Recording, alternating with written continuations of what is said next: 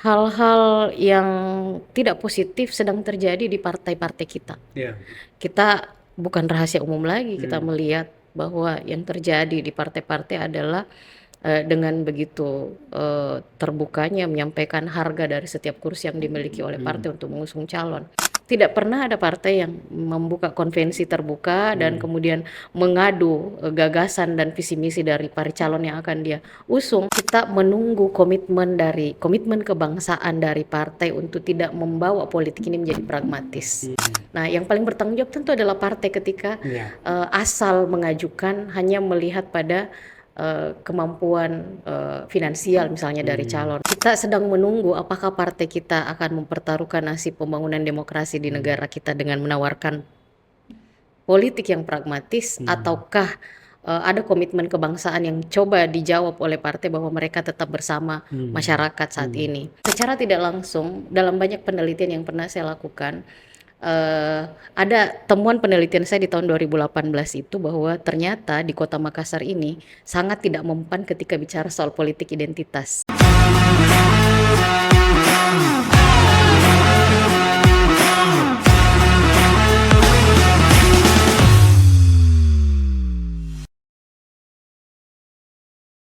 Halo sahabat Tuki, kita jumpa lagi dalam podcast catatan jurnalis Sukriansyah. Kali ini kita akan membahas politik dari kacamata yang lain.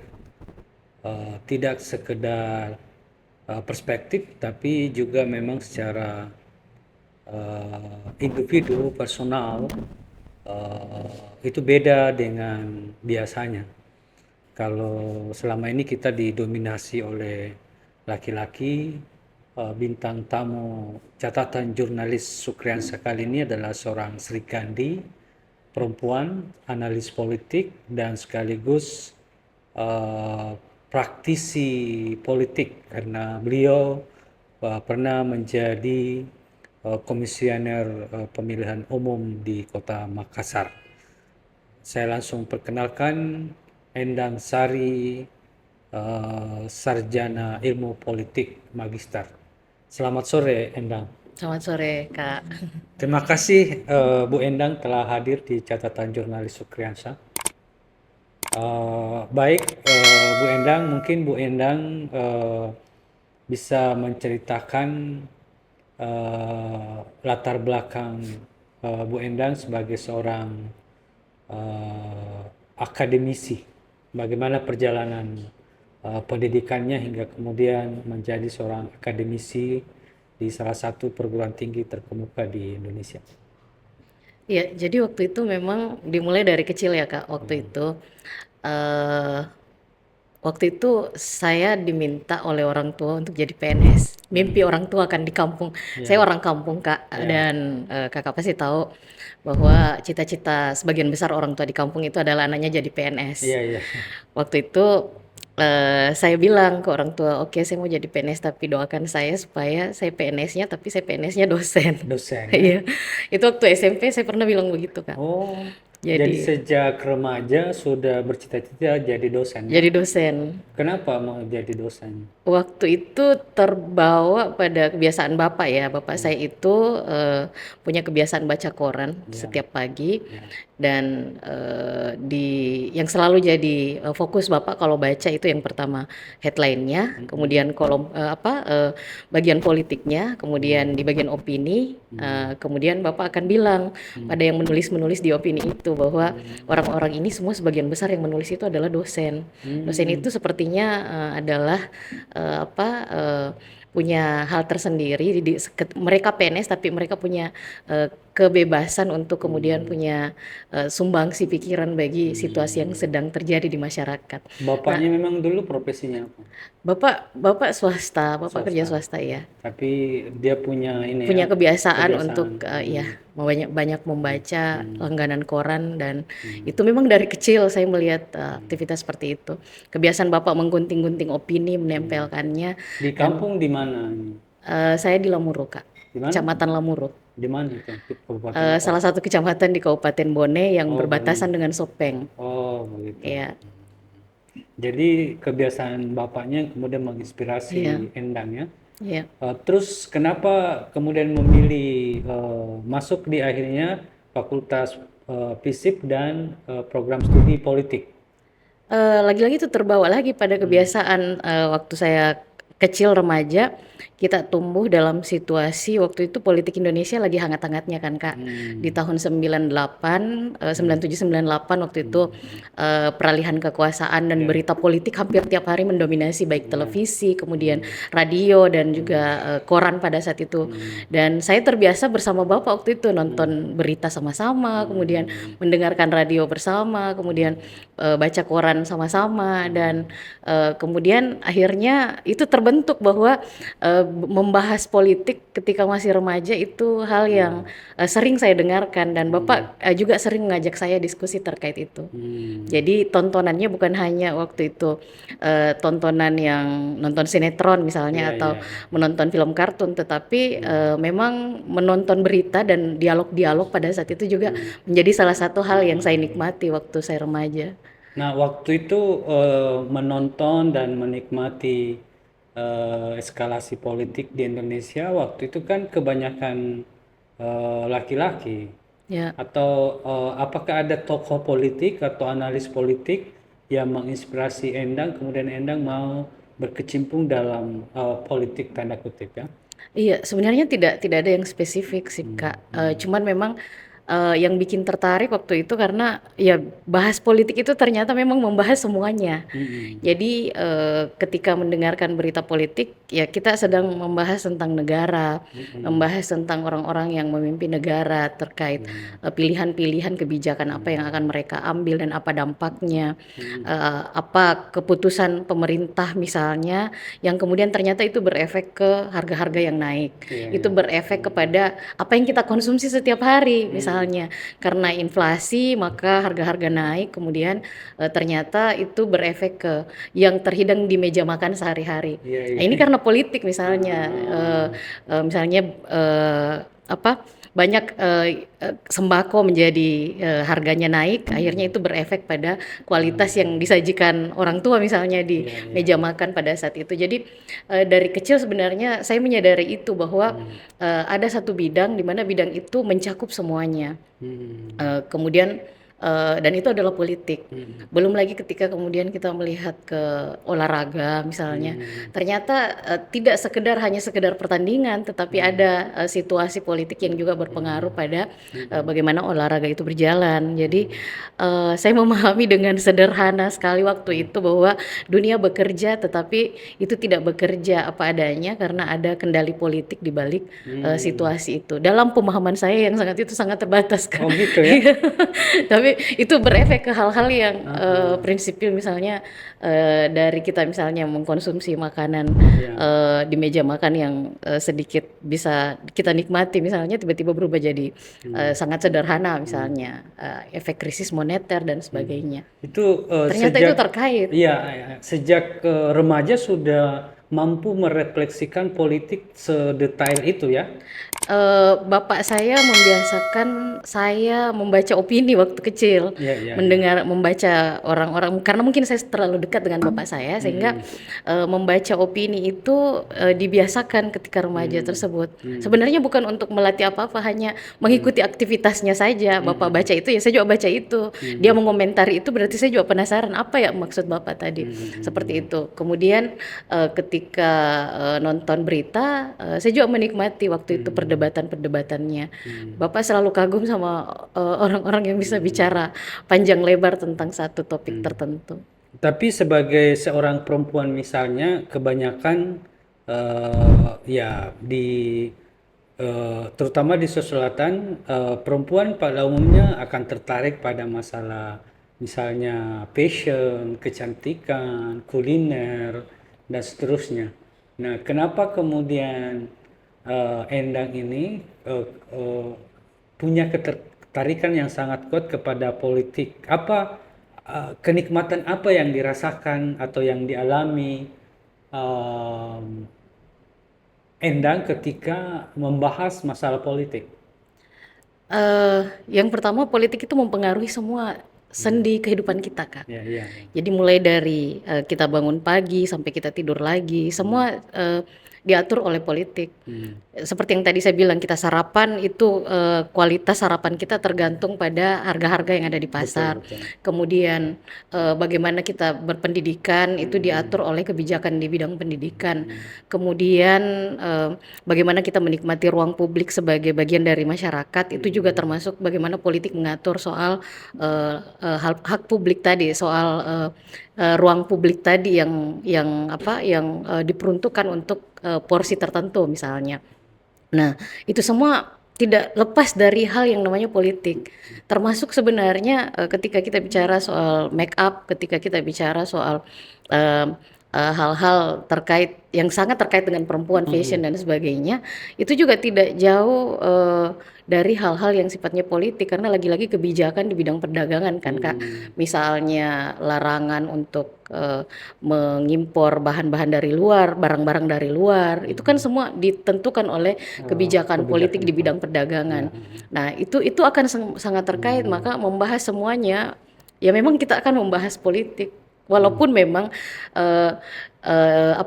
kesadaran saya bahwa saya memilih untuk menjadi mahasiswa politik itu sempat belok juga pada awalnya, karena tidak langsung bahwa selesai SMA saya langsung ambil sebagai mahasiswa politik. Saya juga ikut arus ke waktu itu.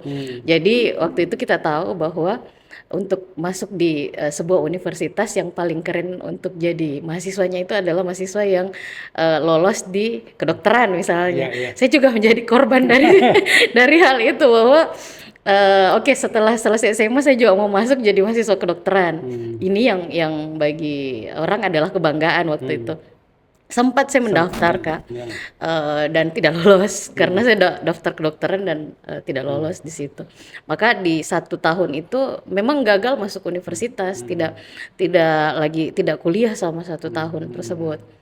Nah, di tahun ketika saya tidak lolos tersebutlah kemudian saya mulai mencari diri saya bahwa sebenarnya memang ketika pun saya seandainya lolos itu pasti akan setengah mati untuk menjalani itu, karena memang jiwa saya ternyata tidak di situ. Saya ketika SMA saya, walaupun saya IPA, jurusan IPA waktu itu, tapi saya lebih suka pada kegiatan-kegiatan diskusi, berorganisasi di sekolah. Jadi suka dengan hal-hal seperti itu. Tidak bisa terikat misalnya dengan lab, kerja-kerja lab, dan juga tugas yang terus-menerus butuh kedetailan yang luar biasa misalnya. Itu memang tidak seperti itu ternyata. Jadi, akhirnya tahun kedua memilih untuk masuk dan realistis juga bahwa anak kampung bersaing dengan anak kota, dengan sekolah-sekolah bergengsi, dan pada saat itu intinya saya masuk Unhas dulu pada saat itu pikirannya. Apa yang paling memungkinkan saya bisa menjadi mahasiswa Unhas waktu itu dibanding saya menganggur sudah lewat merasa 1 tahun saya tidak kuliah. Akhirnya intinya masuk dulu. Kemudian yang kedua berarti jurusan yang selain kedokteran, jurusan apa yang saya sekali waktu itu yang menurut saya, makanya saya memilih politik. Iya. Jadi sejauh ini dengan pencapaian dan pengalaman yang telah dilalui oleh Endang, politik dalam pandangan Endang ini seperti apa? Jadi kalau saya melihat tadi, politik ternyata bukan sekedar rebutan kekuasaan. Yeah. Nah, bagaimana definisi atau konsep seorang Endang ini tentang politik itu? Saya selalu sepakat dengan definisi yang diberikan oleh Aristoteles ketika bicara soal politik. Politik itu adalah ruang untuk mewujudkan kebaikan-kebaikan bersama. Maka kita berpolitik agar terjadi tertib sosial, kita politik sebagai konsensus bersama karena kita punya keinginan yang sangat beragam di tengah-tengah masyarakat dan kita hidup bersama.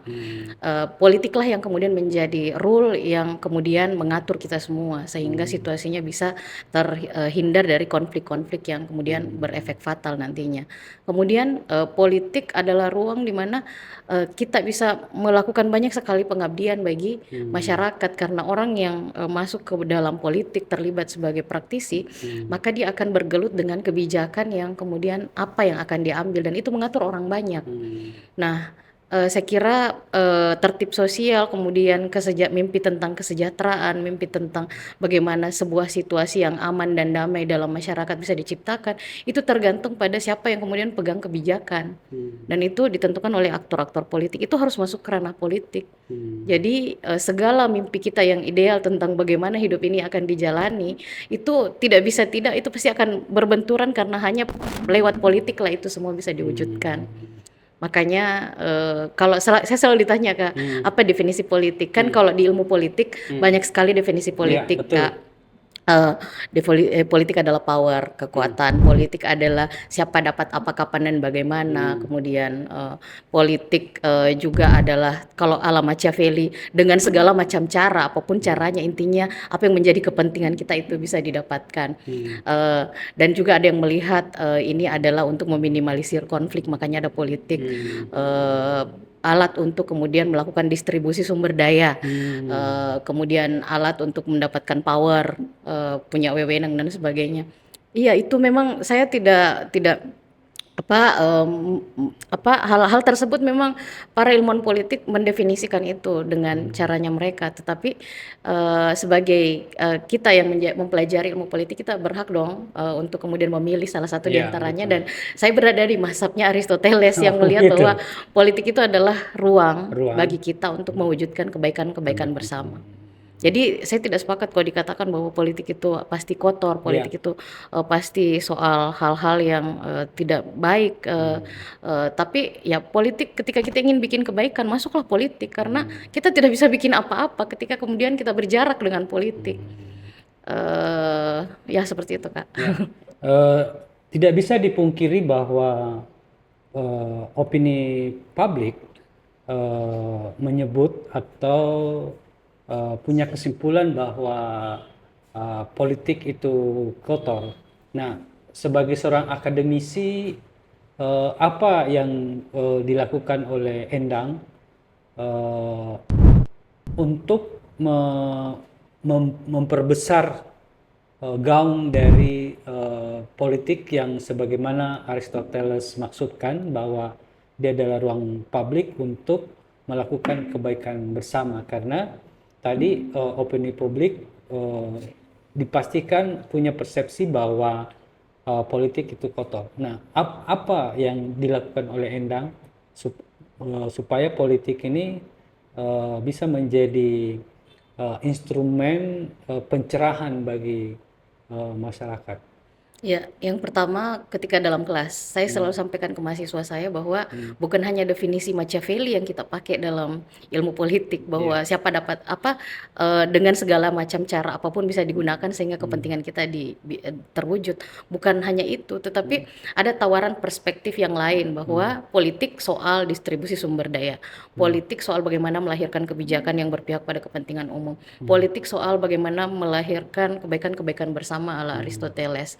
Jadi memberikan perspektif yang lain kepada mahasiswa bahwa seperti ini yang dimaksud dengan politik. Kemudian yang kedua adalah mendudukkan bagaimana pemahaman terhadap politik, bahwa politik itu mencakup semuanya, mulai dari pendidikan, perdagangan, kelautan, kemudian pertahanan keamanan, seni, budaya, semuanya saya kira tidak ada yang lepas dari politik, Kak.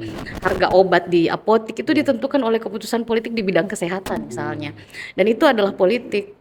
Nah, maka itu bagaimana kemudian mahasiswa diperkaya cakrawala berpikir mereka dalam memahami bahwa politik itu tidak sepraktis dan tidak sepragmatis yang dibayangkan dan terlanjur dipahami oleh orang kebanyakan. Tidak sejahat itu sebenarnya, karena kita ketika ingin melakukan kebaikan, kita juga bisa menggunakan politik itu sebagai pisau untuk melakukan hal-hal yang baik. Jadi ini politik ini sebenarnya alat untuk mewujudkan apa yang menjadi gagasan ideal tentang bagaimana dunia seharusnya yang kita cita-citakan. Dan memang tidak bisa lepas dari politik. Itu. Kemudian yang ketiga adalah Sebagai akademisi kita kan dituntut bukan hanya mengajar di kampus kan Kak, melakukan pengabdian masyarakat.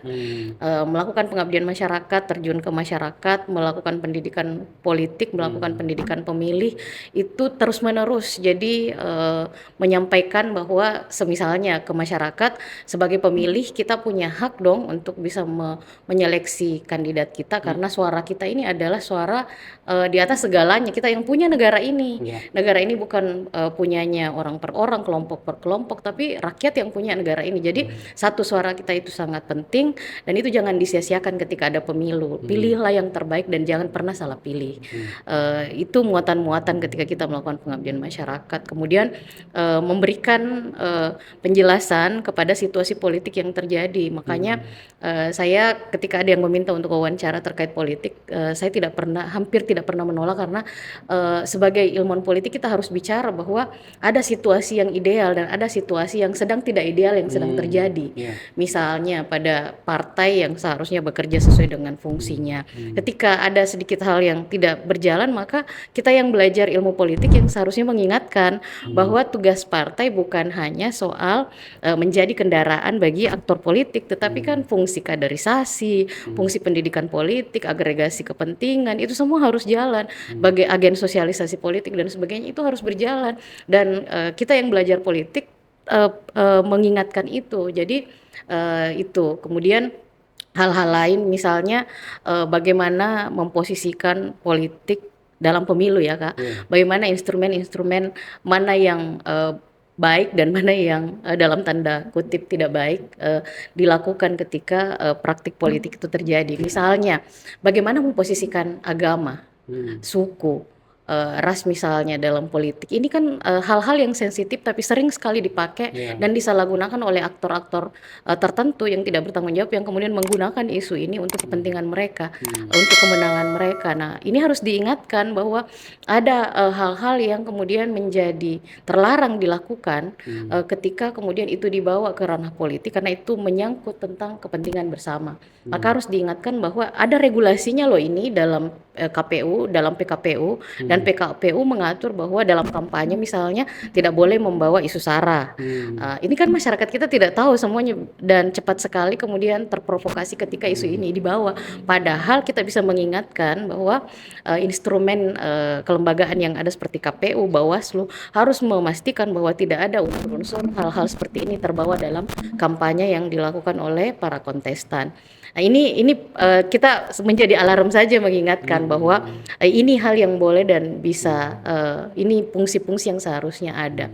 Dan negara misalnya ini adalah lahir dari kontrak sosial karena kita menyerahkan wewenang, kita menyerahkan mandat kepada negara dan negara punya wewenang untuk mengatur kita, maka kita punya hak dong kepada negara, hak kita, negara punya tanggung jawab kepada kita yaitu memberikan keamanan, memberikan kesejahteraan, menjaga kita semua dan itu harus terwujud pada bagaimana negara ini dijalankan.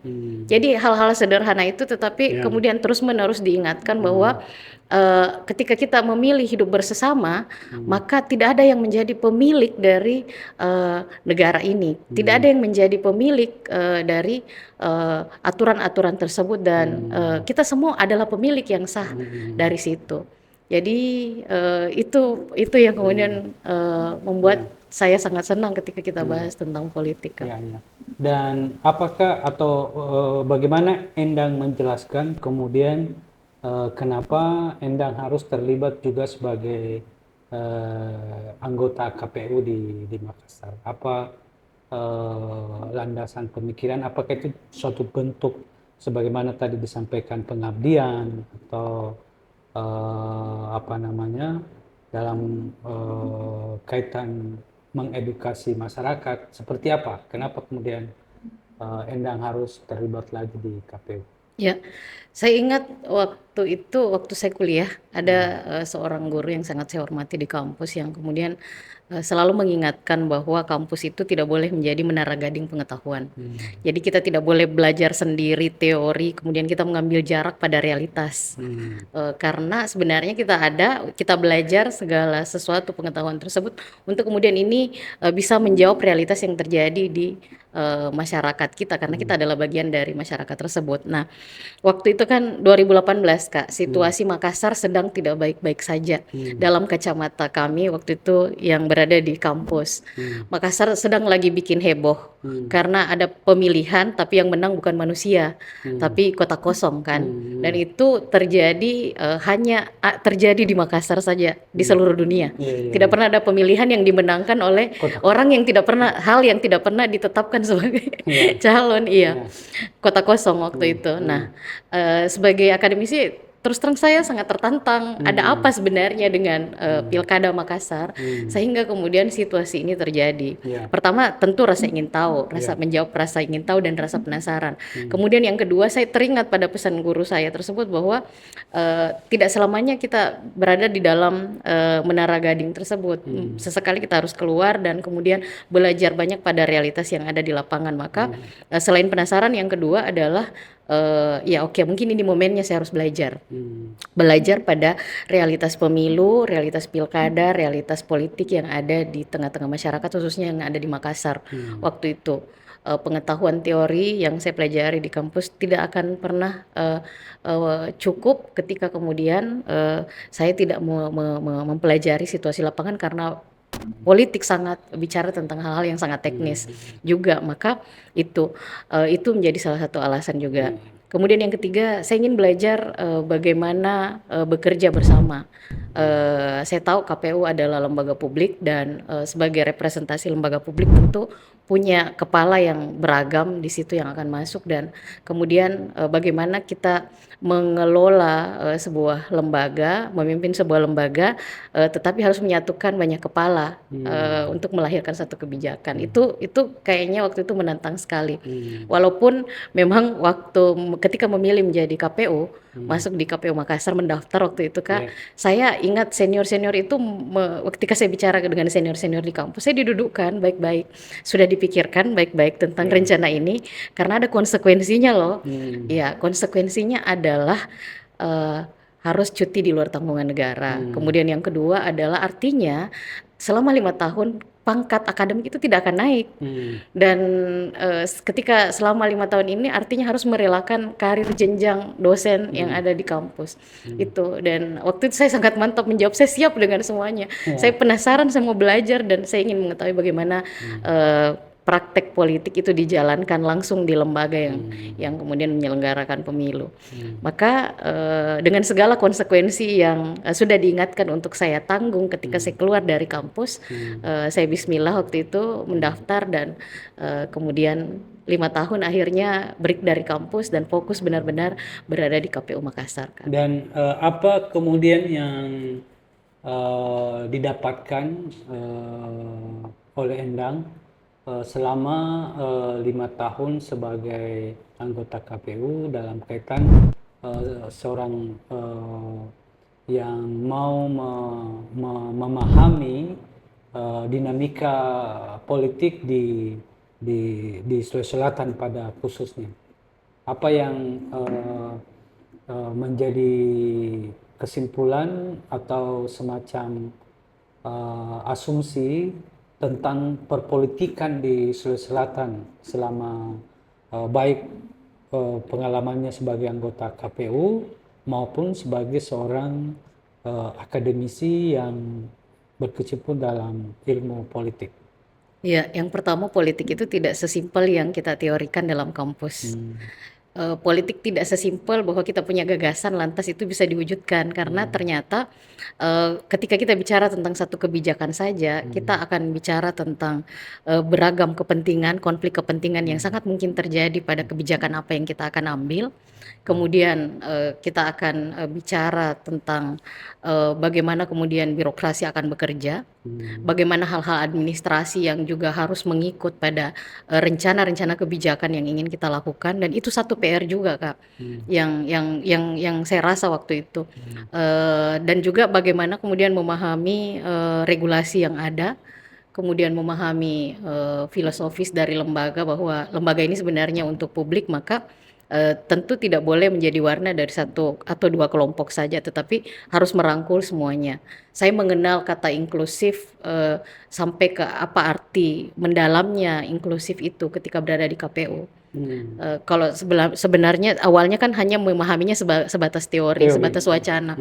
Tetapi ketika kemudian masuk ke KPU, saya memahami bahwa eh, politik yang inklusif adalah ketika kemudian di kacamata penyelenggara pemilu adalah ketika kita menyelenggarakan pemilu dengan menyertakan semuanya. Jadi tidak ada yang kita tinggalkan. Dalam setiap tahapan yang kita jalankan ada hak publik untuk tahu tahapan yang sementara berjalan, dan memahami publik itu adalah pelajaran yang menurut saya itu luar biasa yang saya dapatkan selama di Makassar Kak, sebagai KPU. Publik tidak bisa kita sederhanakan bahwa dia hanya satu tipe saja, tetapi ada beragam karakteristik yang semua kita harus pahami apa yang menjadi persoalannya, apa yang menjadi kendalanya, dan apa yang menjadi PR lembaga kita pada kelompok-kelompok tersebut. Kemudian bagaimana menyelaraskan pada visi misi yang ingin kita wujudkan, bagaimana bekerja secara tim, karena bekerja di penyelenggara pemilu kita tidak bisa bekerja sendiri-sendiri, tapi kita terikat oleh rantai SDM yang begitu panjang yang bekerja bersama dengan kita. Bagaimana kita harus tertib bukan hanya secara etika, integritas, tetapi juga tertib administrasi, yang mungkin ini sering diabaikan, tertib administrasi tadi dalam kerja-kerja kita. KPU mengajarkan bahwa kegiatan-kegiatan itu harus terdokumentasi, harus apalagi namanya administrasi itu harus kita disiplin terkait itu. Kemudian yang sangat saya nikmati adalah tantangan masalah yang terus-menerus saya dapatkan ketika saya di KPU. Hampir setiap hari kita harus berhadapan dengan masalah-masalah yang kita tidak pernah prediksi berasal dari mana, dan itu harus kita hadapi saat itu. Nah, ini yang kemudian menyebabkan setiap hari kita diasah untuk kemudian memikirkan exit skenario, ataukah kita memikirkan jalan keluar dari masalah tersebut. Ini yang sangat saya nikmati Kak. Tidak pernah kita berada di zona nyaman, karena setiap hari kita pasti akan berhadapan dengan situasi kemungkinan digugat, kemudian masalah SDM, kemudian ada yang tidak puas, kemudian persoalan administrasi, persoalan logistik yang belum memadai, dan sebagainya dan sebagainya. Regulasi yang masih multitafsir dan sebagainya dan sebagainya. Dan itu tidak bisa dipendam dan kemudian dipilih mana yang akan kita selesaikan, tapi harus dihadapi semuanya dan harus dituntaskan saat itu juga. Pilihan apa yang akan kita ambil dalam situasi tersebut, kita mengambil langkah apa, dan kita harus yakin dengan langkah kita bahwa itu yang terbaik yang kemudian bisa kita ambil.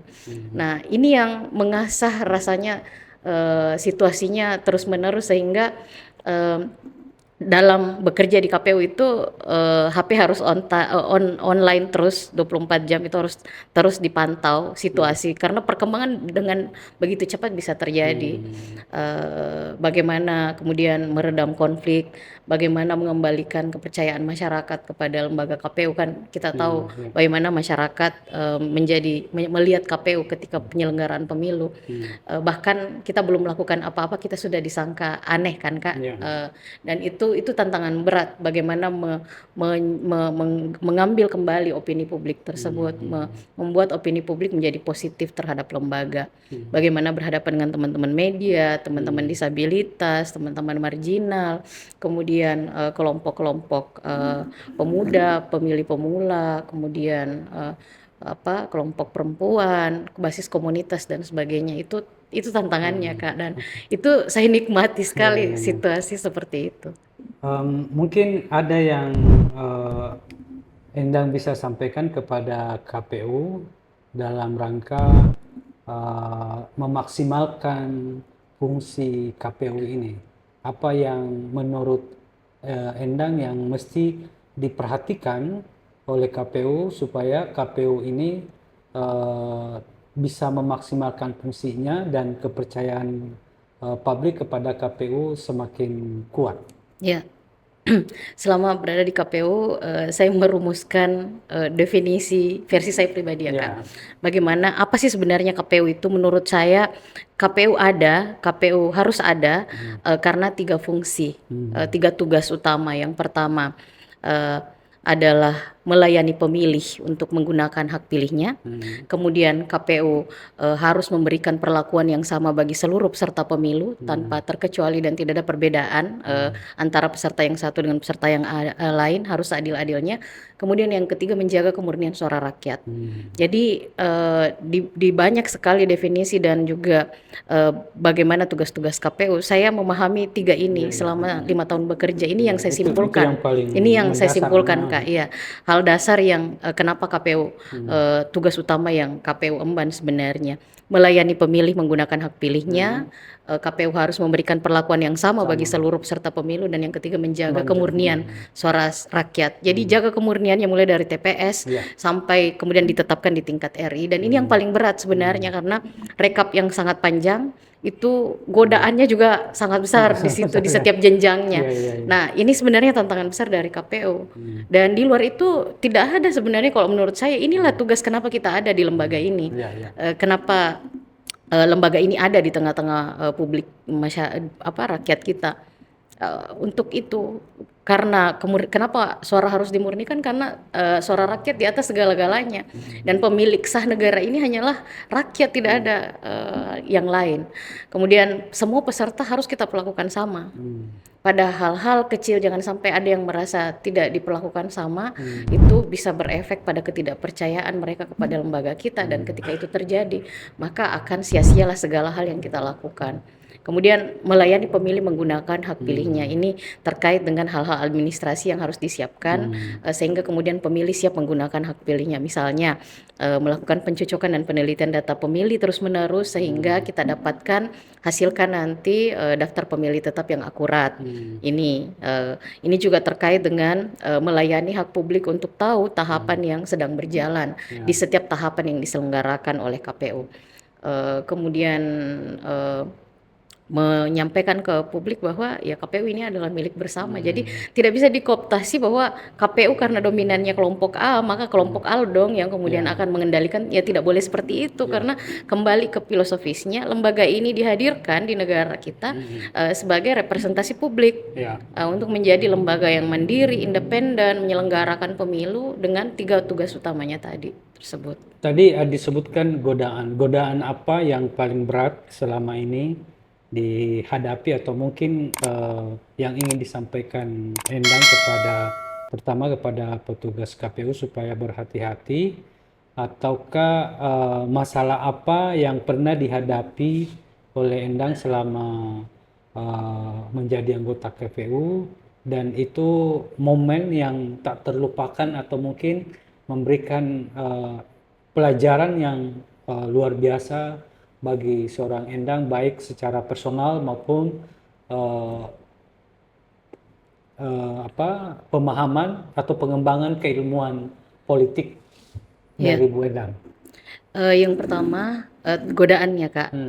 Tadi yang saya bilang, godaan itu adalah ketika kita menjaga kemurnian suara. Godaannya banyak sekali, banyak yang meminta untuk merubah suara, banyak yang ingin meminta ditambahkan suaranya, banyak yang meminta digeser suaranya. Semuanya kan yang yang mengendalikan suara itu kan adalah KPU. Mulai dari tingkat TPS, rekap kecamatan, rekap kota, rekap provinsi, hingga rekap RI. Nah, di proses ini tadi banyak sekali yang menggoda sehingga suara itu menjadi tidak murni lagi dengan berbagai iming-iming. Iming-imingnya ya sangat manusiawi, finansial dan sebagainya, seperti itu. Jadi kita harus kuat dengan godaan seperti itu, karena KPU lah tempat di mana godaan itu akan terus-menerus terjadi, karena kita yang menetapkan perolehan suara tersebut dan siapa yang terpilih. Nah, kemudian makanya beratnya di situ Kak, bagaimana menjaga diri kemudian agar tidak terpengaruh dengan godaan yang ada. Kemudian yang kedua, apa yang sangat berkesan selama berada di KPU. Kalau berkesannya banyak, Tapi saya tidak pernah lupa kejadian di pemilu 2019. Ya. Kejadiannya di sini Kak, Ya. di depan Mall Panakukang ini. Hmm. eh Waktu itu rekap. Waktu itu situasinya rekap pemilu berjalan. Di salah satu kecamatan kita memutuskan untuk memindahkan lokasi rekap. Kita tongkrong karena rekapnya tidak mau selesai. Kita sudah ditunggu di rekap provinsi, bahkan nasional sudah menunggu Sulawesi Selatan waktu itu. Tapi rekap Makassar belum selesai karena ada beberapa kecamatan yang belum selesai waktu itu, dan kita akhirnya memutuskan untuk kita pindahkan rekap. Nah, ketika subuh kita mengambil keputusan kita memindahkan rekap, siangnya ketika akan menuju ke lokasi rekap di salah satu hotel di sini, mobil saya diserempet. Oh. Itu wah, ternyata memang ada yang seperti ini ya. Jadi bahwa tekanan yang terkait dengan mencoba untuk mencelakai kita sebagai penyelenggara itu memang terasa. Ada ya? Diserempet kan, diikuti, kemudian ketika tikungan itu diserempet lah di situ. Wah, itu tidak saya lupa, itu tidak bisa saya lupa. Bahwa memang ternyata kerja ini beresiko, sangat beresiko. Jadi ketika kita menolak yang lain, kita akan ditekan pada hal yang lain. Jadi bekerja sebagai penyelenggara pemilu itu penuh dengan resiko. Penuh dengan resiko ya? Saya pernah mengalami. Kemudian yang kedua, yang sangat berkesan dan kemudian membuat saya punya gambaran yang berbeda di dalam melihat politik maupun pembangunan demokrasi di negara kita adalah ketika tahun 2019 juga Kak, pemilu waktu itu kan pemilu serentak ya. Untuk pertama kalinya pemilihan langsung digelar pada saat itu, ada 5 orang KPPS yang meninggal di Makassar, 6 pada saat itu yang meninggal. Tidak lama setelah rekapitulasi selesai di tingkat TPS. Dan saya datang sebagai koordinator divisi SDM waktu itu, saya datang ke rumahnya, dan disitulah saya merasakan melihat ya mayatnya terbujur kaku. Adik pahlawan demokrasi pada saat itu, dia bukan orang yang usianya sudah tua, tetapi anak muda yang sangat produktif.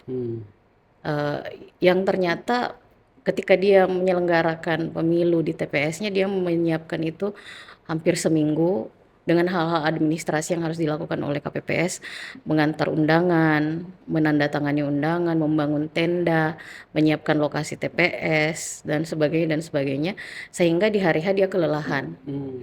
Karena kelelahan, setelah melakukan perhitungan suara, pemungutan suara dilanjutkan dengan perhitungan yang sangat panjang karena ada 5 surat suara waktu itu digelar, akhirnya ya meninggal kelelahan.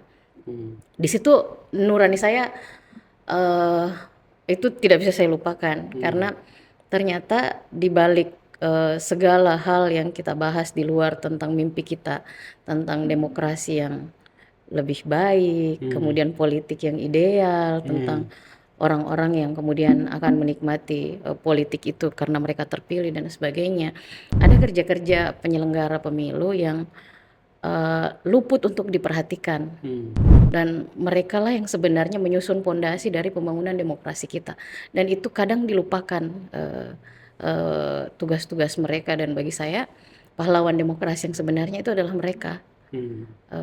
Sejak saat itu mirisnya waktu itu karena jaminan kesehatan belum jelas, kemudian honornya 500.000, dan situasi waktu itu kita tahu bahwa ini kan pertama kali digelar pemilu dan ada 5 surat suara, ada 5 jenis pemilihan digabung dalam satu waktu. Tapi lupa dipikirkan dalam perencanaan bahwa itu akan menyebabkan kelelahan berlebihan, sehingga tidak diantisipasi pada saat perekrutan mengenai kesehatan, kemudian perlindungan kesehatan, dan honornya sangat tidak memadai. Penyelenggara pemilu dianggap mungkin waktu itu tidak terlalu penting sehingga honornya hanya sampai 500. Itu kan sangat mengenaskan Kak. Dan itu yang kemudian memburu honor 500, bekerja maksimal untuk negara, menyiapkan kursi bagi mereka yang terpilih, mengawal suaranya dengan begitu serius, tapi mereka akhirnya harus kehilangan nyawanya. Dan waktu itu memang catatannya ya pasti kami sampaikan bahwa Waktu itu saya diwawancara, saya bilang kita pasti KPU Makassar pasti akan menyampaikan ini dalam rapat koordinasi yang akan kita lakukan, dan ini akan menjadi usulan kita bahwa prioritas terkait dengan perlindungan kesehatan bagi penyelenggara ad hoc, ya, dan kemudian yang kedua peningkatan honor itu harus kita perhatikan, karena ya itu saya melihat langsung Ya. bagaimana kesedihan yang terjadi di rumah pahlawan demokrasi kita waktu itu. Oke. Iya. Kita beralih pada sedikit bersifat analis ya.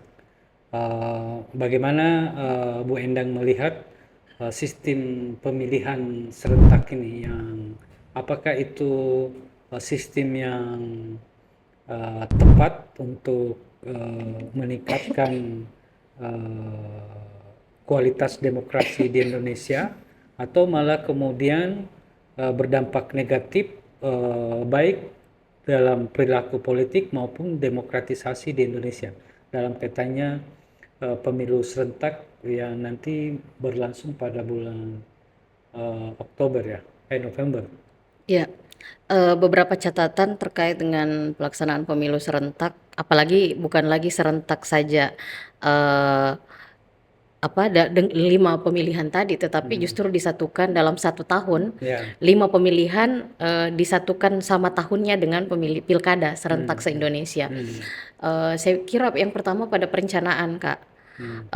Ketika akan mengambil sebuah kebijakan, maka proses perencanaannya harus matang. Karena ini melibatkan kerja kolosal yang akan terjadi di negara kita, dan itu jangan diambil ketika kemudian kita tidak siap dengan perencanaan dan segala exit skenario ketika kemudian ada masalah yang terjadi. Harusnya kita sudah siap dengan jalan keluar dengan setiap masalah yang terjadi. Nah, pengalaman 2019 kemarin kan luput untuk dipikirkan tentang kemungkinan kelelahan dari para penyelenggara, Ya. sehingga ada hampir 800 penyelenggara se-Indonesia yang meninggal kan. Dan itu nyawa orang. Tidak ada demokrasi, tidak ada demokrasi yang lebih berharga dibandingkan nyawa. Ya, tidak ada demokrasi yang dianggap berhasil ketika yang dikorbankan adalah nyawa dari penyelenggara, dan itu pernah menjadi catatan kelam dalam perjalanan demokrasi negara kita. Nah, sekarang di tahun ini 5 tahun kemudian digelarlah pemilu serentak, tetap dilaksanakan 5 pemilihan. Sudah dilakukan antisipasi, sudah ada ruang untuk memikirkan tunjangan kesehatan, perlindungan keselamatan kerja, dan kemudian honor ditingkatkan. Itu angin segar. Kelelahan juga sudah diantisipasi dengan ketatnya proses perekrutan, tidak boleh ada penyakit komorbid dari calonnya. Tetapi yang saya lihat luput dipikirkan ini adalah pada menggelar pilkada serentak se-Indonesia dalam satu waktu, yang akan kita gelar di November nanti. Ya. Kenapa? Karena situasi ini menyebabkan hal-hal yang tidak positif sedang terjadi di partai-partai kita. Ya. Kita bukan rahasia umum lagi, kita melihat bahwa yang terjadi di partai-partai adalah dengan begitu terbukanya menyampaikan harga dari setiap kursi yang dimiliki oleh partai untuk mengusung calon, dan lupa bahwa fungsi partai itu bukan untuk menjadi kendaraan saja, tetapi harusnya yang lebih mengemuka adalah kaderisasi politiknya bagaimana, kemudian agregasi kepentingannya bagaimana, sosialisasi dan pendidikan politiknya bagaimana. Tapi kan fungsi-fungsi ini dalam beberapa bulan ini ketika kandidat berupaya untuk mendapatkan rekomendasi dari setiap partai, ternyata ini kan tidak jalan, tidak kelihatannya jalan. Tidak pernah ada partai yang membuka konvensi terbuka dan kemudian mengadu gagasan dan visi misi dari para calon yang akan dia usung. Kami tidak melihat lagi hal-hal seperti itu. Yang kami dengar dari kandidat-kandidat yang banyak curhat terkait dengan prosesnya adalah kelelahan mereka menghadapi betapa pragmatisnya partai-partai saat ini ketika akan mengusung calon. Nah, ini tentu menjadi sangat miris dalam perjalanan demokrasi kita ketika muara pertama pencalonan di tubuh partai politik sudah tidak seideal yang kita bayangkan dan kita pelajari dalam teori-teori politik yang ideal. Jadi melihat itu dan memahami seperti itu, apakah kita bisa mengatakan bahwa apa namanya kualitas demokratisasi di Indonesia, terutama di Sulawesi Selatan nantinya, kita tidak terlalu berharap banyak terjadinya peningkatan kualitas demokratisasi di Indonesia. Kita sedang diuji untuk kemudian bagaimana keluar dari gelombang yang menghadang ini saat ini. Ada regulasi yang mengharuskan bahwa pilkada harus digelar di semua tempat dalam satu waktu. Partai dipertanyakan pada fungsi mereka, idealnya mereka hadir. Dan kemudian kita berharap bahwa sebagai pintu pertama dari proses pencalonan, tentu kita berharap bahwa calon yang diajukan adalah memang calon yang kompeten.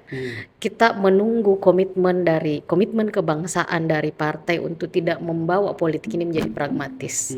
Mereka bertanggung jawab terhadap calon yang akan mereka usung. Apakah karena calon itu yang nantinya akan salah satu dari calon tersebut akan menjadi pemimpin, dan kemudian pemimpin itu yang kemudian akan bertanggung jawab terhadap nasib masyarakat yang ada di wilayahnya masing-masing.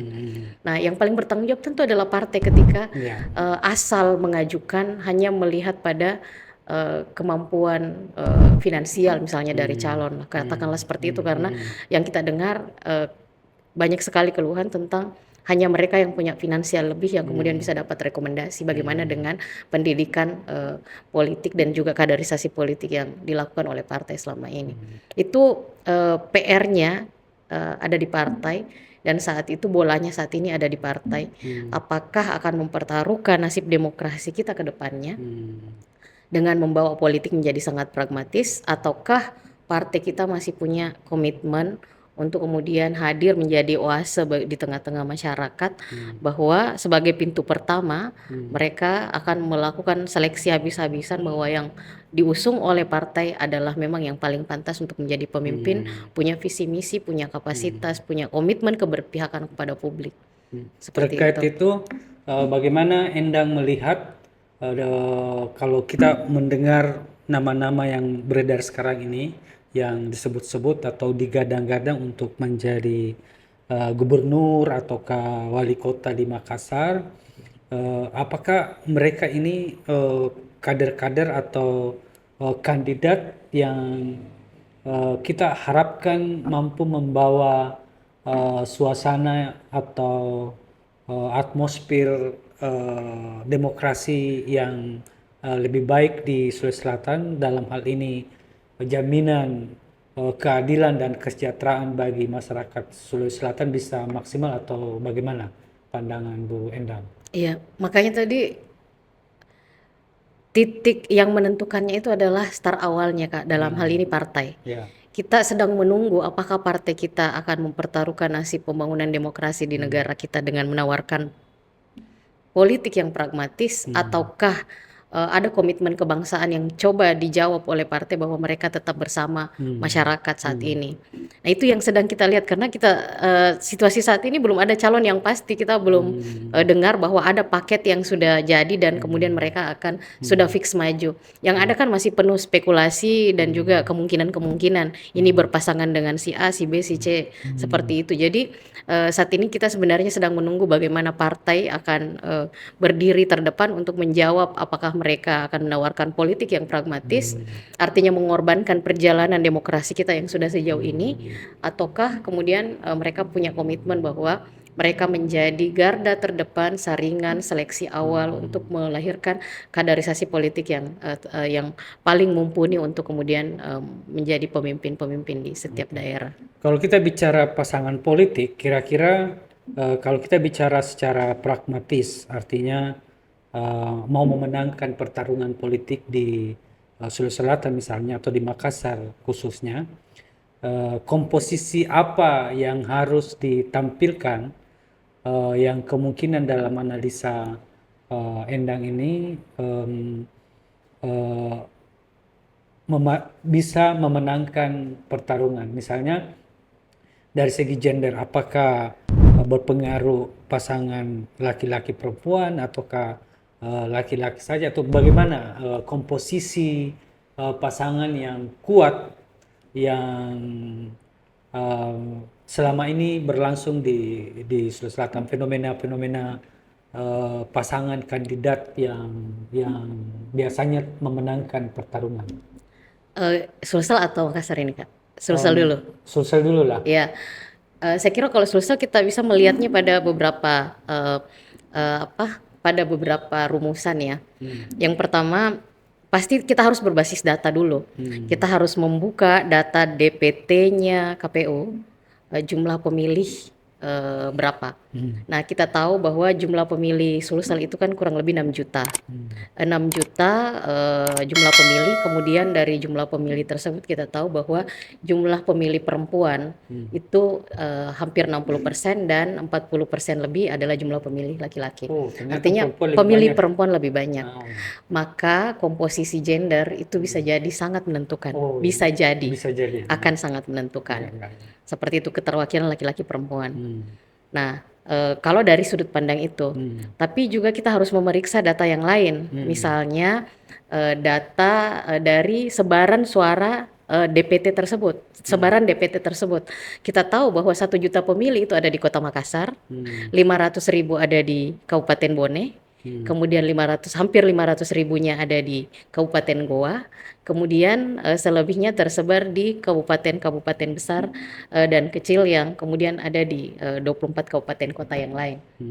Nah, ini harus dihitung betul komposisinya, representasi dari wilayah ketika dia menjadi aktor yang menjadi representasi wilayahnya itu akan sangat menentukan siapa yang akan mewakili Makassar. Ini menentukan karena 1 juta suara di Makassar dari 6 juta suara Sulsel itu sudah hampir 20%. Itu sudah hampir 20%. Nah, sekarang siapa yang merepresentasikan Bone? Siapa yang merepresentasikan Goa?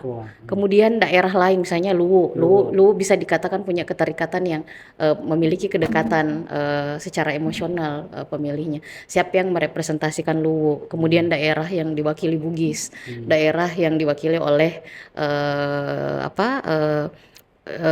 Goa ke atas misalnya, suku Makassar banyak misalnya, komposisi itu juga akan sangat berpengaruh. Jadi siapa yang menjadi representasi dari wilayah, dia harus menjadi calon tersebut harus menjadi ikon dari wilayahnya, dan itu akan sangat berpengaruh juga. Nah, hal yang lain yang luput biasanya dihitung adalah komposisi generasi. Nah, kita lihat data BPS terakhir kan hasil survei 2020, dominasi penduduk Indonesia itu didominasi oleh Gen Z, generasi Z dan kemudian generasi milenial, di mana range usia mereka adalah pemilih pemula 17 tahun sampai 40 tahun. Nah, ini hampir 60% lebih kan, Kak. Ini 60% lebih dari total penduduk Indonesia. Dan otomatis mereka juga adalah yang masuk dalam daftar pemilih tetap. Jadi komposisi daftar pemilih tetap KPU RI, KPU se-Indonesia 60%-nya adalah dari 2 generasi ini. Sulsel juga begitu, hampir 60% didominasi oleh generasi Z dan generasi Y atau generasi milenial. Keterwakilan generasi ini yang hampir 60% ini jangan dilupa. Artinya ada peluang bagi mereka yang kemudian membawa isu bahwa mereka adalah representasi kelompok dari milenial atau generasi Z tadi. Ini atau yang punya kedekatan isu dan akan membawa isu generasi. Belum kita bicara soal geopolitik. Ini juga penting. Bagaimana karakteristik secara geosentris dan geopolitik selama ini utara-utara, selatan-selatan dan kombinasi yang lain di Sulsel ini. Saya kira itu juga harus dihitung dengan sangat tepat. Karena Sulsel itu agak dinamis ya, dia lebih luas dan sangat lebih dinamis dibandingkan Makassar. Sehingga hal-hal isu-isu besar seperti itu sangat menentukan bagaimana masyarakat akan menilai. Dan satu hal lagi, opini, siapa yang mampu kemudian mengendalikan opini di Sulsel, karena masyarakat yang tidak bisa menjangkau calonnya dari dekat dan hanya mendengarkan informasinya, beritanya dan pembicaraan yang sampai ke mereka, opini yang sampai ke mereka, itu akan menentukan pilihannya dari situ.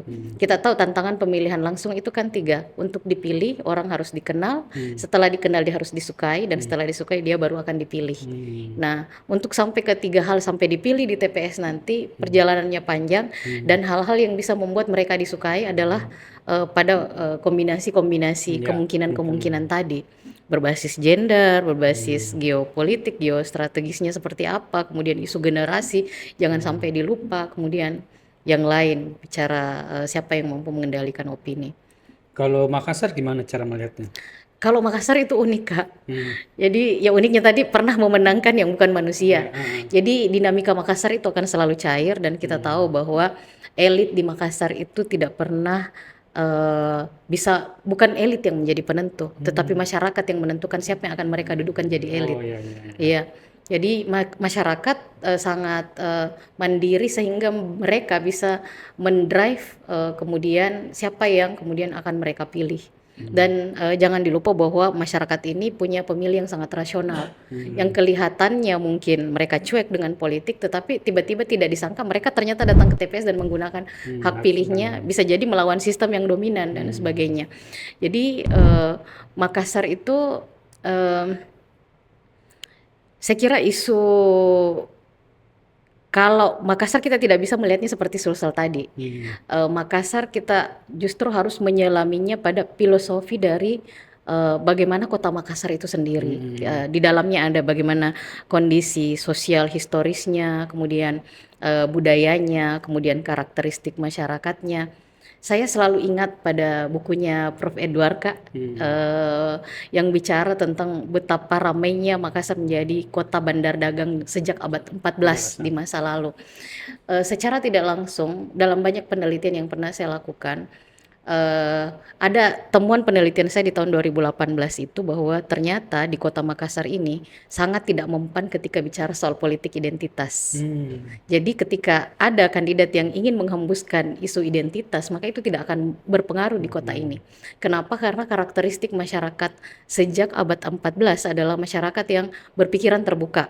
Dengan masyarakat yang berpikiran terbuka, maka mereka tidak akan pernah melihat lagi soal orang yang menjadi mitra transaksinya ini adalah orang yang berasal dari mana. Kan kita tahu waktu itu banyak yang dari Portugis, banyak yang dari Eropa, banyak yang kemudian datang ke sini dari Arab dan sebagainya, datang ke sini. Mereka tidak pernah mempersoalkan soal identitasnya, latar belakangnya, tetapi tawaran apa yang kemudian ditawarkan sehingga kita bisa melakukan perniagaan. Nah, itu secara tidak langsung sampai hari ini masih mempengaruhi alam bawah sadar kota Makassar. Artinya siapa yang akan memimpin Makassar dan mendapatkan simpati warga Makassar adalah mereka yang menawarkan gagasan. Mereka yang menawarkan visi misi bahwa mereka bisa membawa Makassar menjadi kota yang kemudian maju, kota yang terbuka, kota yang kemudian bisa berdiri di semuanya. Kemudian yang bisa saya lanjut. Ya. Kemudian selanjutnya adalah ada hal yang menjadi catatan juga dari penelitian yang juga pernah kami lakukan, bahwa setelah 2018 itu pilkada dengan kemenangan kolom kosong, ada situasi bahwa ternyata ada kelompok-kelompok masyarakat di Makassar yang sangat tidak suka dengan sistem politik yang coba untuk dikooptasi atau dimonopoli atau oleh satu kelompok tertentu, sehingga mereka yang mungkin kelihatannya tidak peduli dengan politik akan tampil menjadi antitesa dari politik dominan untuk menunjukkan bahwa mereka tidak suka disetir. Ini konsekuensi dari sebuah kota yang terbuka dan pemilih yang sangat rasional. Nah, ini juga banyak di Makassar. Mereka yang tidak ingin melihat sistem politiknya ini dimonopoli oleh satu kepentingan politik saja, sehingga politik di kota ini akan sangat cair. Yang akan menjadi musuh bersama justru adalah ketika ada yang mencoba untuk melakukan monopoli dan dominasi pada proses politik yang sedang berjalan. Jadi jangan coba-coba untuk tidak fair, jangan coba-coba untuk jekong dalam artian tanda kutip dalam hal ini, karena itu pasti akan jadi musuh bersama. Masyarakat kita sangat tidak tidak suka dengan hal tersebut.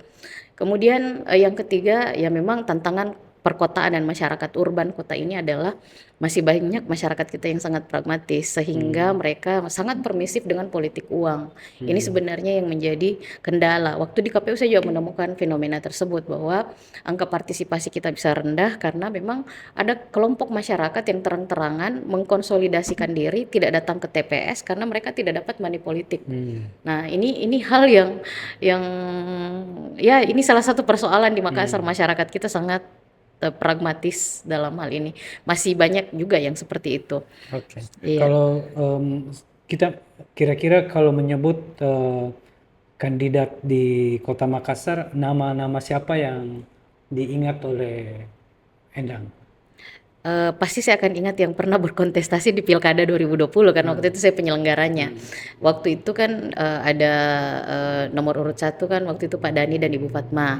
Kemudian ada Pak Api dan Pak Abdurrahman Bando ya. Kemudian yang ketiga ada Dengi Cal dengan Dr. Fadli. Kemudian yang keempat ada Pak Irman dengan Pak Sunun waktu itu. Oke, kalau kandidat pemilihan gubernur siapa yang diingat? Kalau kandidat gubernur saat ini kalau kita lihat kan yang umum-umum ya Kak ya. Ya.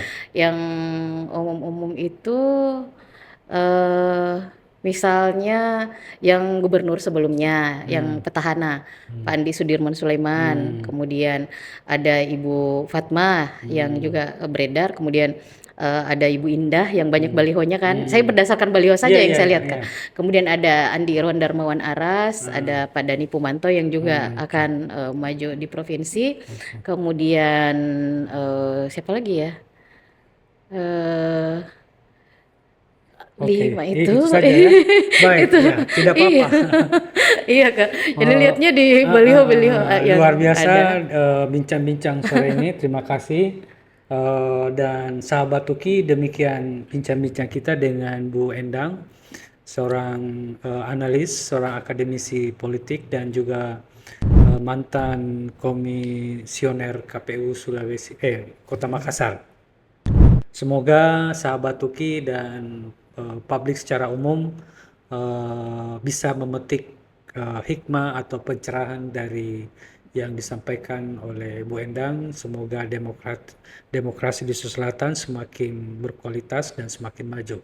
Terima kasih atas kebersamaannya. Sampai jumpa pada episode mendatang. Assalamualaikum warahmatullahi wabarakatuh.